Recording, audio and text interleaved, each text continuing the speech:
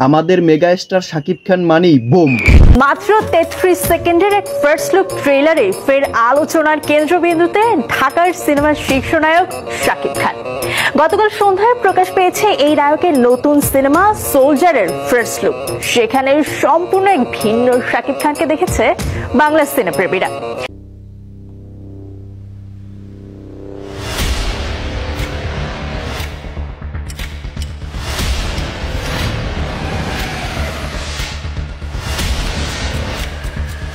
ইতিমধ্যে সোলজার সিনেমার টিজার প্রত্যেকটা মানুষের মনকে কাঁপিয়ে দিয়েছে ভাইয়া।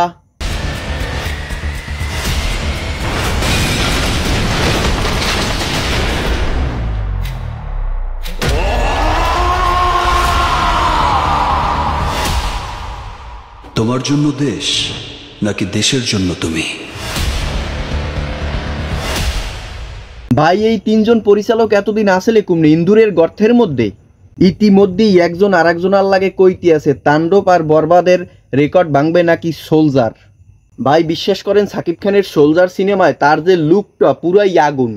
এক কথায় শাকিব খানের যে চেহারার ডাইস পুরা শাকিব ভক্তদের হৃদয়ের মধ্যে গাঁথতে গেছে। সোলজার সিনেমায় শাকিব খানের লাগে প্রথমবারের মতো নায়িকা থাকছেন তানজিন তিশা, জানালেন ডিরেক্টর ফাহাদ। এটা তানজিন তিশারও প্রথম ছবি এবং আমরা সবাই খুব এক্সাইটেড। সারা দেশের মানুষ তানজিন তিশাকে দেখতে চায় বড় পর্দায়। অসম্ভব কামগুলার এক্সের এরা তিনজনে মিললে সম্ভব করে হালাইতে আছে কেমনে কি রীতিমতো, তাও আবার নাটকের নায়িকাগুলারে ছবির মধ্যে হান্দাইয়া। সাকিব ফাহাদ পরিচালিত এই ছবিতে শাকিব খানের বিপরীতে নায়িকা হয়ে ঢালিউডে অভিষেক হচ্ছে ছোট পর্দার জনপ্রিয় অভিনেত্রী তানজিন তিশা। মোরা যারা যারা শাকিব খানের ভক্ত আছি সবাই অপেক্ষা করতে আছি এই ঈদে সোলজার সিনেমা মুক্তি পাইবে, এইবার দেখবো দেহার লোক গিয়া। ভিডিওটা ভালো লাগলে অবশ্যই একটা লাইক দেবা, চ্যানেলটা সাবস্ক্রাইব করবা।